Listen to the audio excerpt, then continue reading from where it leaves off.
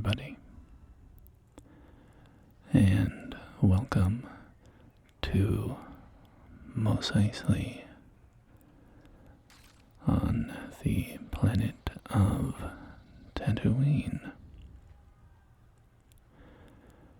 This spaceport city is famously, or infamously rather, a wretched hive of scum and villainy. And, I'm noticing,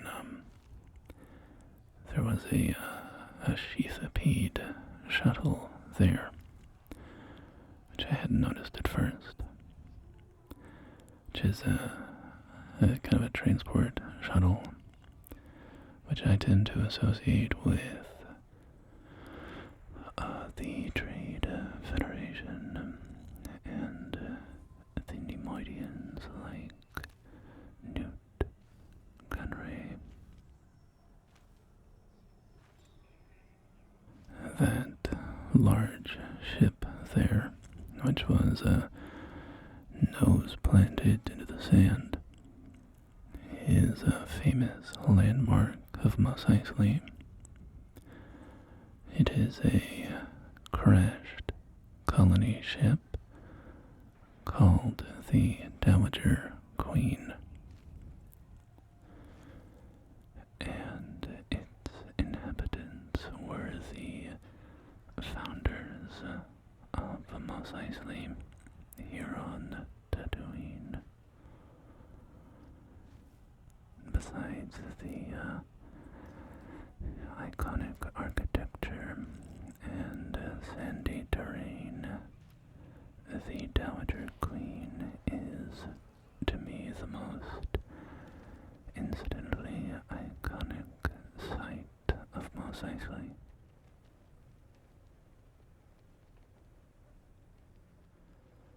Here we have an EV series droid. This is a supervisor droid manufactured by a company called Marin Data. And these EV droids actually have a pretty interesting story. During production, some, a component in their droid brain was swapped out for the equivalent component from a torture droid line. And so the entire EV series was initially released with essentially the brains of torturers. And this led to them using, shall we say, pretty blunt tactics in their supervisory roles. We have a moisture vaporator here, which is, of course, a very common sight on Tatooine. It collects moisture from the atmosphere, which is quite valuable on a desert planet, of course.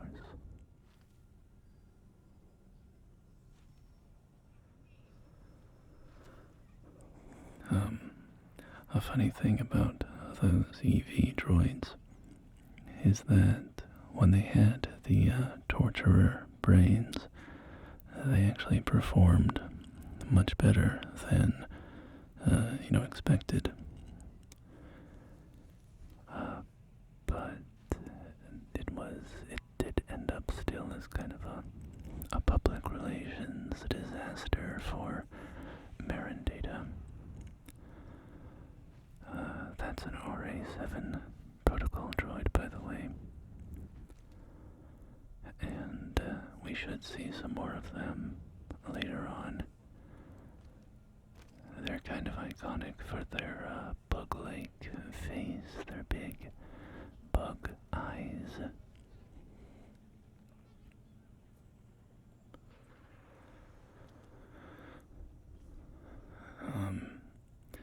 This rug, I believe, I'm quite confident, depicts an EOP.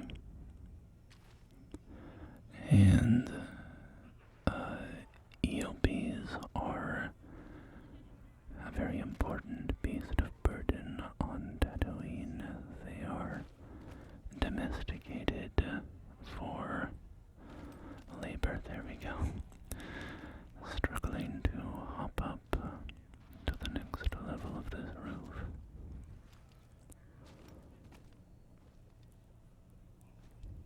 So you will see the humble EOP being used as a pack animal across Tatooine. Often passing gas as well.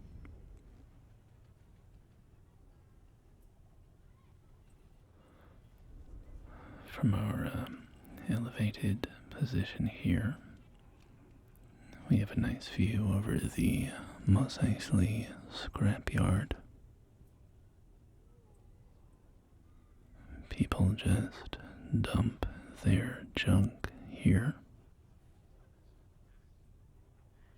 And it's my understanding that if you have the patience and the knowledge required to pick through rusty old pieces of ship plating and stripped protocol droids and so on, you can pretty much just root around and take whatever you like.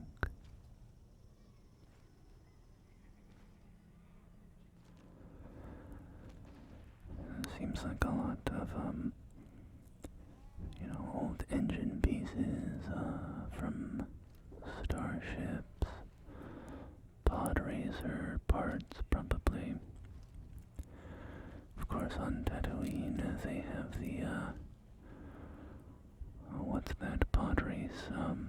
The Bunta Eve circuit or something. That geometric tower off in the distance there is a trade tower owned by the Ubrikian company. And we'll get a better look later on as we make our way over there, so I won't linger on that now. But right now, I would like to try to find a way down from these rooftops. They give us a nice view over Mos Eisley, but I want to get down in the dust and the grime, the machine oil and so on.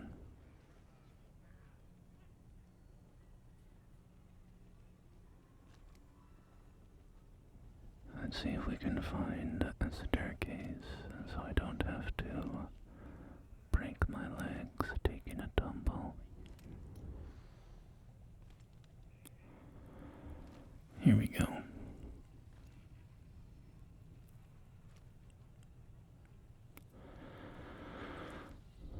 So, Mos Eisley,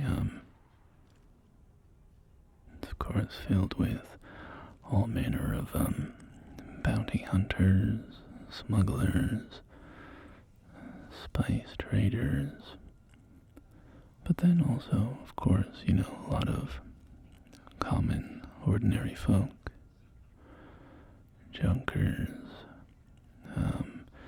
restaurateurs. People need to staff the spaceports and so on. There are bars and all the other necessities that keep a community this large operating.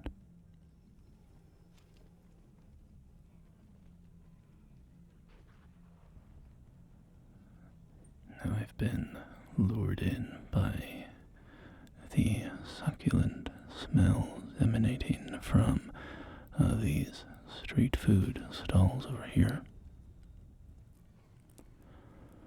We have a little wind chime with some nice white bird hanging there.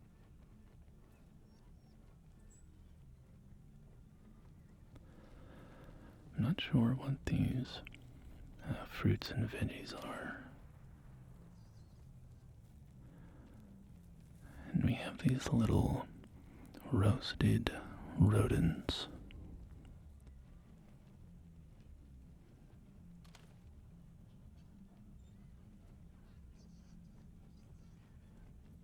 And initially, I was convinced that those were womp rats.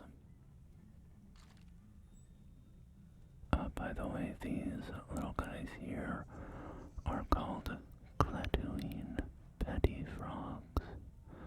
Patty frogs. And they are a delicacy enjoyed by the Huts. Often enjoyed alive. Still alive. So yeah, here we have these little rodent guys. This is pre-roasting, and initially I suspected that these were womp rats. And I mean, I would say, if I had to bet, I would say that is what they are. But probably juveniles, because I recalled Luke Skywalker saying that he used to bullseye womp rats in his D-16 back home, and those aren't much bigger than 2 meters. So, you know, those little rats roasting on the fires there, those are certainly not larger than 2 meters. But I did actually try to find out what they were, see if there was an answer somewhere. And I couldn't find any, candidate for what they could be, so my assumption is that they are womp rats, and they're just little womp rats, little womp rats.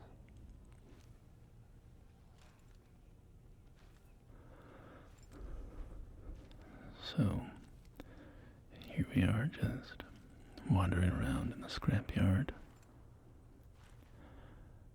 And we have some more of those RA7 protocol droids here. You can see their big bug-like eyes. And down here we have a little R5 unit. Kind of distinctive for me because of the 3 eyes. Those 3 little eye-like structures on its head. And here we have a droid which, in my opinion, is very creepy. This is the 8D smelter droid. And the humanoid face that they have just gives me the heebie-jeebies.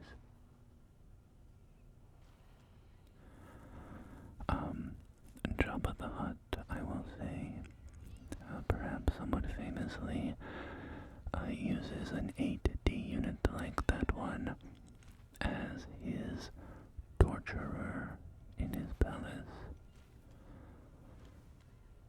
I always have that scene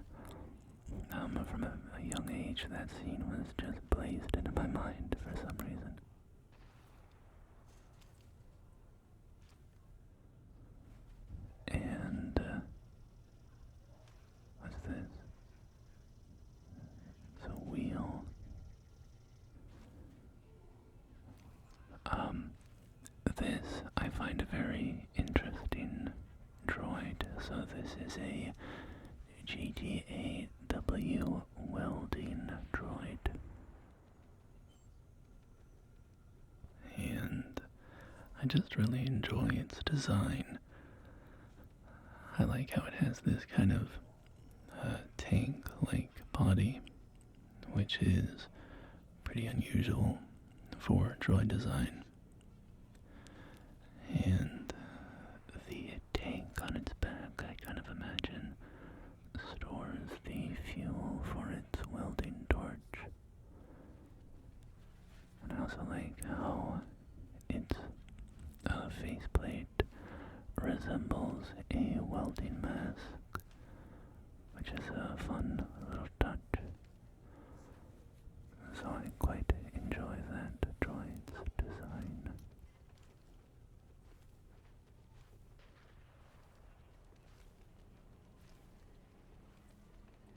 I can't recall if we can go in here or not. Yeah, seems to be just a black void, so we will we'll move on. Continue making our way down to the other side of Mos Eisley.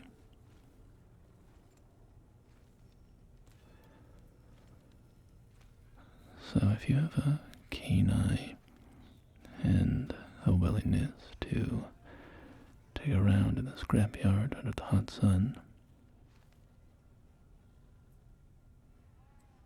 it kind of looks like the foot of an AT-AT. I don't think it is, but it just has that general shape. Also, here's another one of those creepy little smelter droids. I think their face is modeled after the Muns. The Muns, which are a species. I think they're like a bluish skinned species. They look, they're humanoid, you know, they look kind of like humans, but kind of stretched out, and they're, you know, just a bit different, a little weird looking.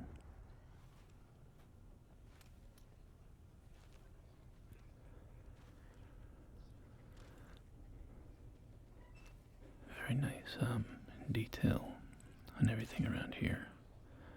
I mean, even zooming in, you know, starts to show the resolution a little bit, but still looks quite nice. It's definitely designed to be examined very closely. Very closely. So they all did a very nice job, all of the designers here.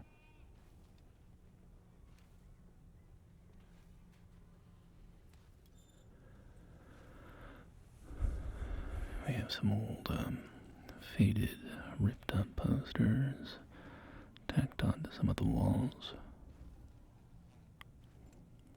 Oh, you know what? That's kind of interesting, actually, now that I think about it, because Star Wars doesn't have books, right? I forget if that was a Lucas thing or what, but, you know, there are no books in Star Wars. There's probably some in Legends that I don't know about or don't remember. This is a nice little speeder here, although it's certainly seen better days.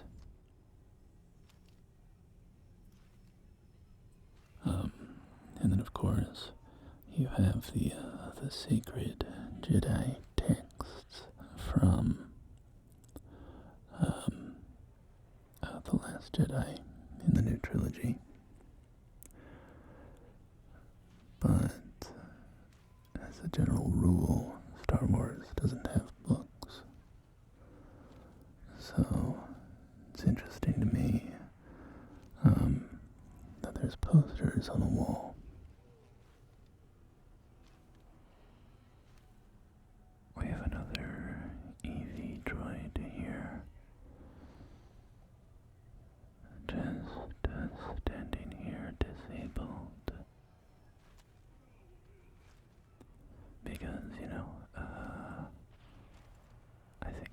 that Star Wars doesn't really have paper, right? And so you stick a bunch of posters together and you've got yourself a book, right? These people are making me laugh. The way that they just randomly move around, kind of twitching.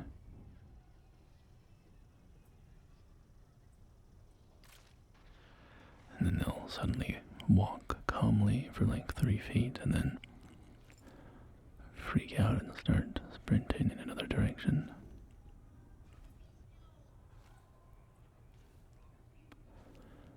So we have a large avenue here heading through Mos Eisley.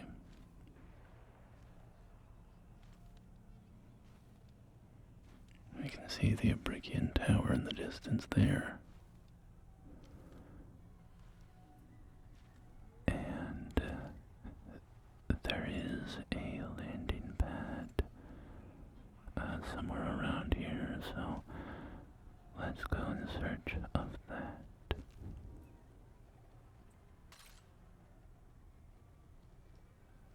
We have sort of a public transit kind of ferrying ship there, sort of like a bus. Lots of seating for passengers.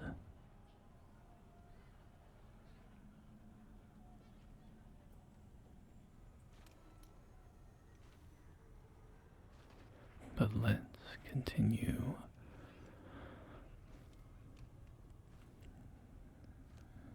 You can feel the sand accumulating in our boots. Gonna have to sit down and empty them out at some point. But let's go into this alley here and see where it takes us. Don't stray far because, of course, as I mentioned, Mos Eisley has a hive of scum and villainy. May have all sorts of ne'er-do-wells and ruffians who wish to accost you for your credits.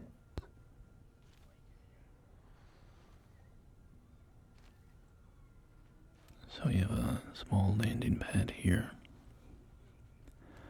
We can go take a peek inside, see if anybody's currently docked there. A few vaporators up there.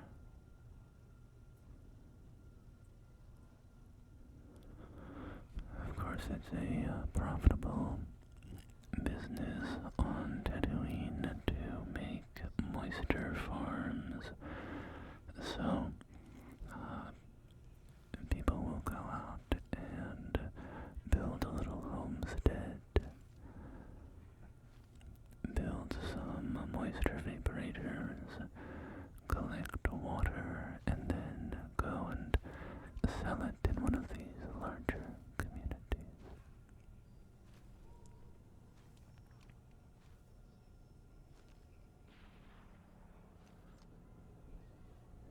I'm not sure what this dark machine there is.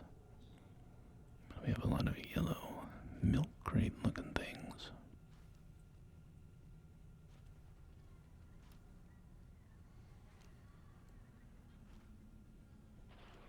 So let's head down here and take a peek into the landing area.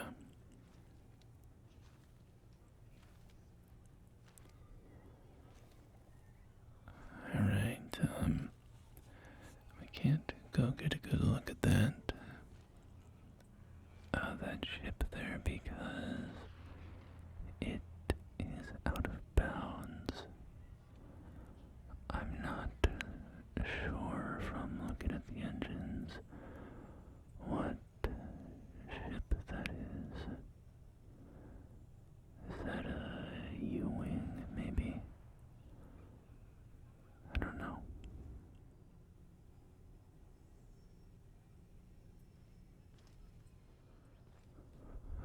but let's, what do you say we make a circle of Mos Eisley?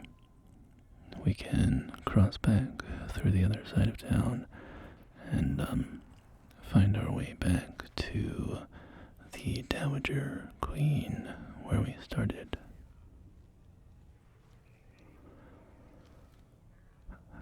And as promised, this is the Ubrakian Trade Tower, and we can take a closer look at it. Ubrakian Industries is a manufacturer of droids and vehicles. Oh, we also have a nice look at Tatooine's two suns. The Tattoo system is, of course, a binary solar system with two suns.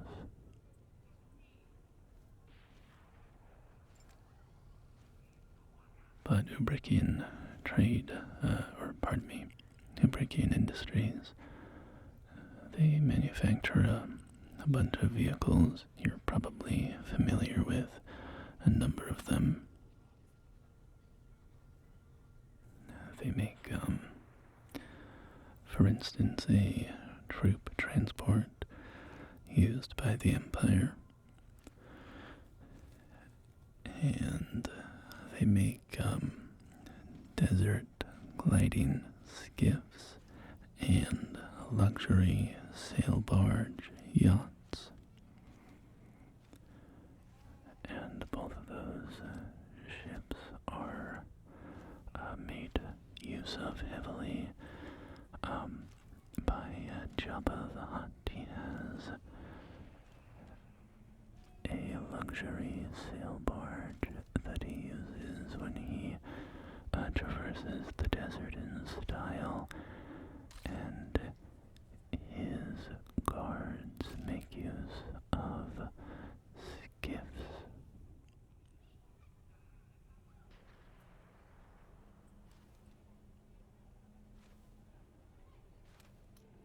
We can see some more of these people out there running around very strangely. Very strangely. And, oh, you know what? I didn't notice there is a rebel transport there.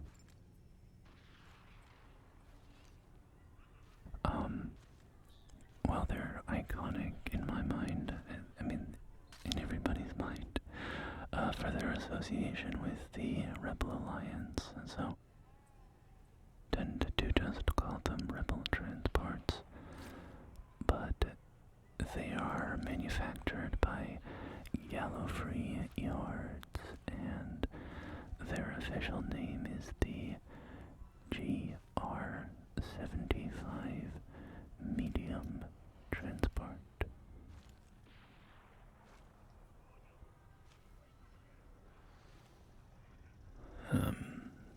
I like all the little ships they have on the periphery here of Mos Eisley. Little Easter eggs.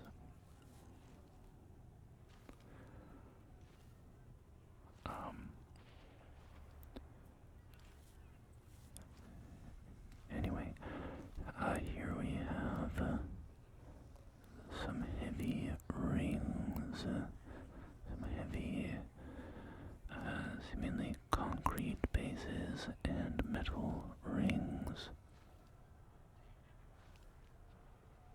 I'm not exactly sure what those would be for, but my assumption is they are kind of like mooring rings for starships. Maybe like a bike lock, basically. See, what is that ship over there? It looks familiar, but I can't put my finger on it. That's not, is that, no, that's not right. Yeah, I'm not sure what what that ship was. It was very sleek and elegant. If any of you can identify that ship, please do leave a comment.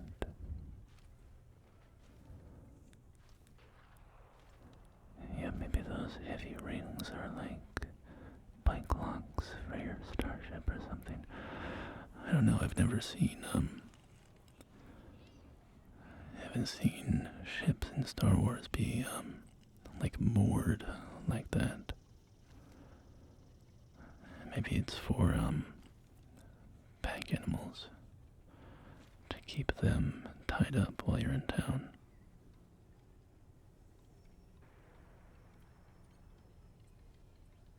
Some more little creatures here. I'll just call these womp rats. Some more womp rats. Some of them are roasting on a grill. Looking very succulent, very succulent, succulent, succulent, succulent, succulent, succulent, succulent, very succulent, very succulent. Womp rat fricassee, a succulent womp rat roast, a succulent womp rat roast.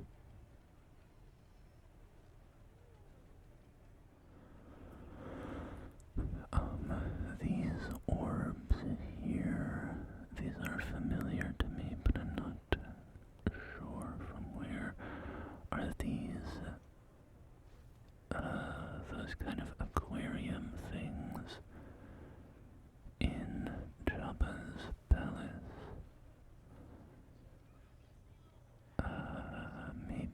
Maybe. Where he keeps his Tatooine petty frogs.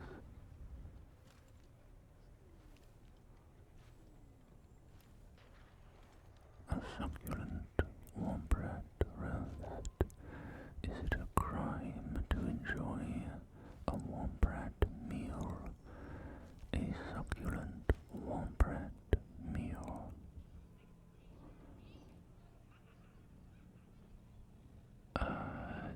D-A. What is the downward arrow? I think that's D-A something. A data, maybe. I don't know. My Orbesh is, well, I wouldn't even say rusty. I would say it's essentially non-existent. But I know that the K1 is kind of an A. I think it's an A. And that kind of 7 looking one I think is a D. This is a nice little shot here.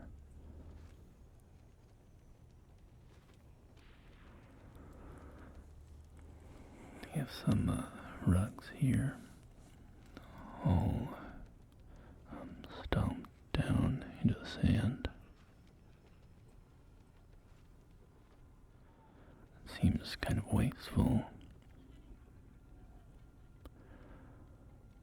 Grab one of those things, clean it up a bit. Boom, you've got a new rug for your house for free.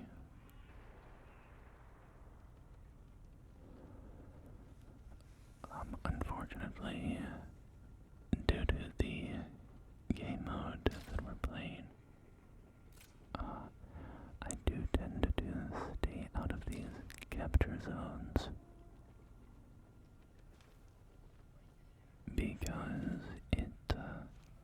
it makes unpleasant noises as you are capturing the point. Although I suppose I could layer audio, or swap out the audio. Maybe a next time thing. Maybe I can do that next time.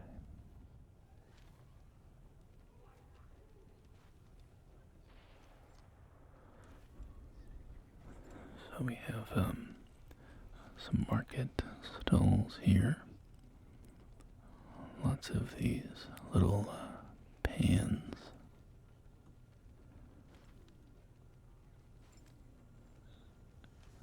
Heading down here, seems like lots more parts for sale, crates containing who knows what.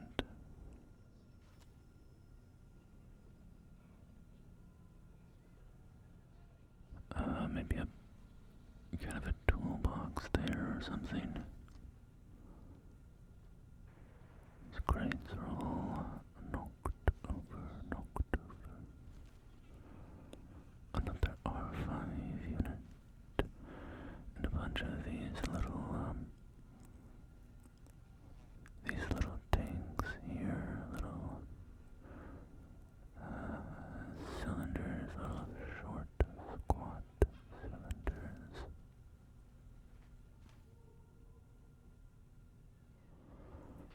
Short, squat cylinders. A very tall carafe here. Maybe used for some local beverage. And a bunch more roasted womp rats and stir-fried petty frogs. These certainly seem to be a popular street food here in Mos Eisley.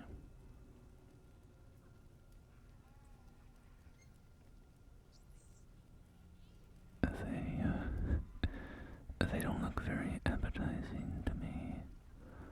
What with those little pink tentacles and them not being butchered or skinned or anything, just kind of whole. We have some melons of some kind there. Some melons. What are they? There's like those black melon balls that grow out in the desert. You see them in the Boba Fett show, which I sadly did watch, and I can never reclaim those lost hours. But he and the Tuscans do drink from some kind of black melons that they find out in the desert.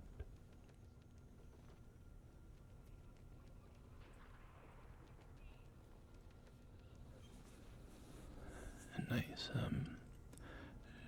shadowed alley there. Of course, lots of these stalls take pains to put out canvas awnings to provide a little bit of shade. This is a multi-service awning here. There's food and mechanical supplies. Oh, this is kind of an interesting droid here.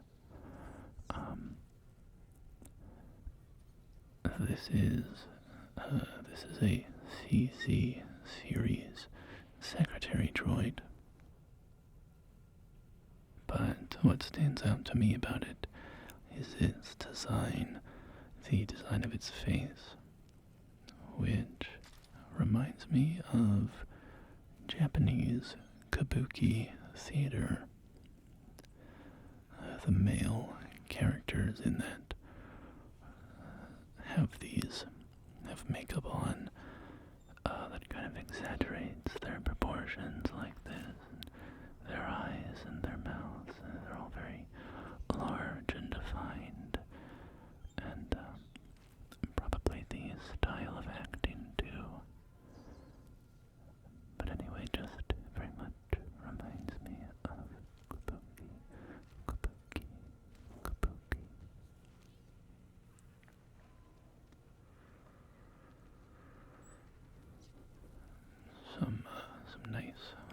pauses there. And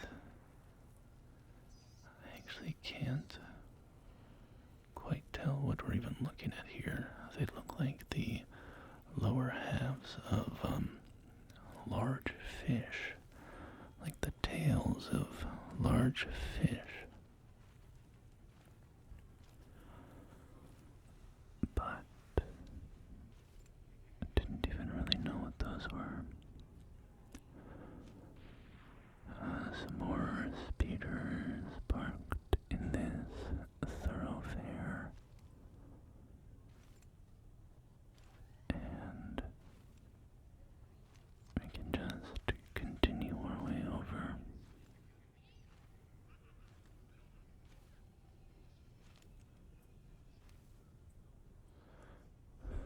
Some more of these posters on the wall. Okay, I actually did prepare for this one. I did translate this Orapesh. So at the top there it says Tatooine Cantina, and at the bottom here it says Figrin Dan and the modal nodes. Figrin Dan and the modal nodes. And of course, Figrin Dan and the modal nodes, as the picture on that poster probably tips you off to. They are the Bith band at the cantina. 179. That doesn't seem right. Those were just English numbers.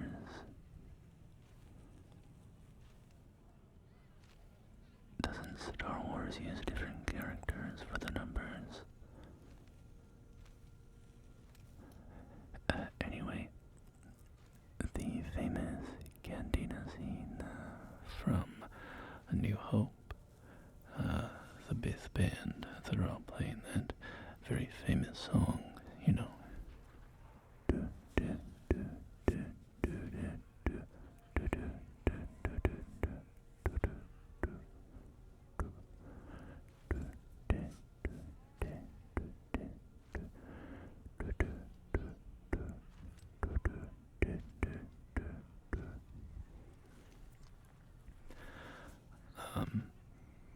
Anyway, yeah, that's Figrin Dan and the modal nodes. And I believe their genre of music is called jizz, which doesn't sound right, but I believe that is true.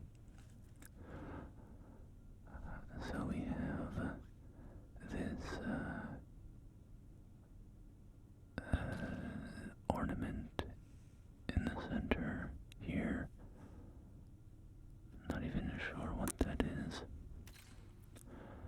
Not quite sure what. We have another CC secretary, and these little alcoves in the cantina.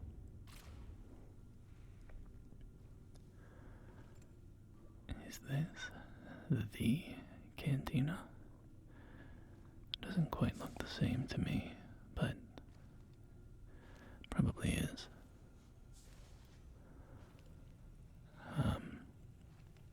Anyway,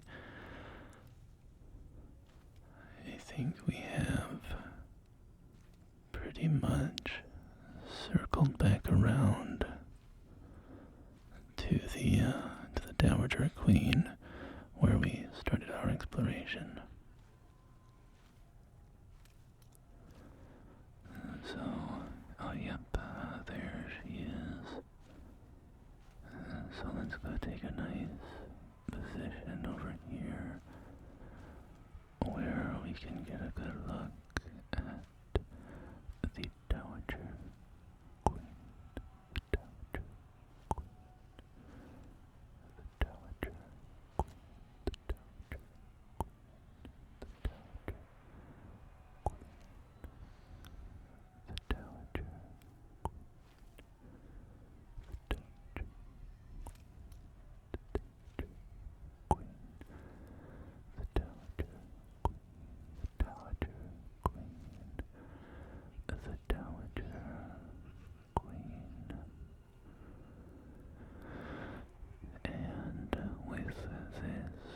lovely view of such an iconic site of Mos Eisley. I will thank you for joining me today for this exploration around Tatooine's most famous city spaceport.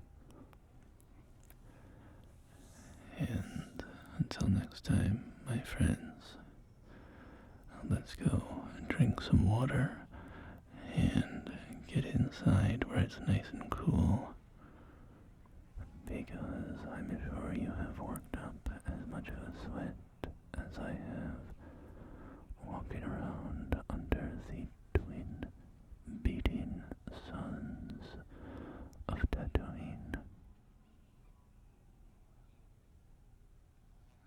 So, until next time, my friends, please take care of yourselves, and I will do the same.